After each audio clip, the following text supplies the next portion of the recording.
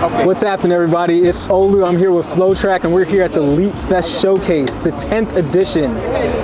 Right in front of the camera here, we got Keinan Briggs, the mastermind behind it. I don't want to step on his toes. Keinan, let us know, what does it mean to have the 10th edition of your Leap Fest out here? It's honoring. I really just appreciate the community support and just athletes coming out to support the events and just being a part of this movement. For those who don't know, the Leap Squad is a track club you started out here in Southern California. Can you give us all a little bit more background about it, what your intention is with it, all of the above? So LEAP is an acronym for Lead, Elevate, Achieve, and Prevail. We're leaders in our community. We elevate our standards, we achieve all goals we set for ourselves, and prevail through all types of adversity. And so that's what we use as our pillars. We specialize obviously in the jumps when it comes to the long, triple, high, and then obviously we have hurdles and all the technical events, the technical pieces where we really specialize in. For those who don't know, we're here, as we said, Leap Fest, which is actually a jumps only showcase meet. Just go all the way on that. Like, what was the intention behind it? Like, what is the value of it? What is the feedback you've been getting from the community? Let us know. So I always competed in the jumps and hurdles, but when it came to jumps, like, I would have marks that weren't measured correctly because it'd be a parent that loves us, but the marks weren't all the way accurate. Or we'd be behind the stadium somewhere and it just felt like it was an afterthought.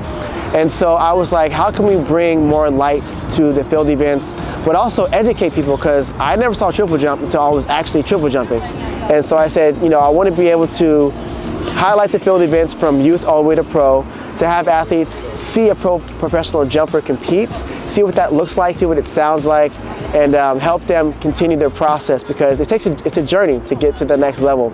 And obviously a small percentage of athletes will compete in college, and very few will compete as a pro athlete. And so if you're able to see that now, it kind of plants the seeds of what you should be doing, how can you adjust your training, what you should be looking for to get to that next level.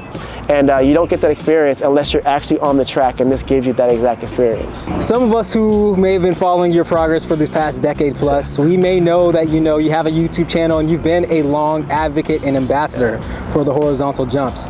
So I have a question for you. From horizontal jumper to horizontal jumper, what do you want to see in terms of field event coverage throughout all levels of track and field in 2026 and beyond? I want to see more niche events.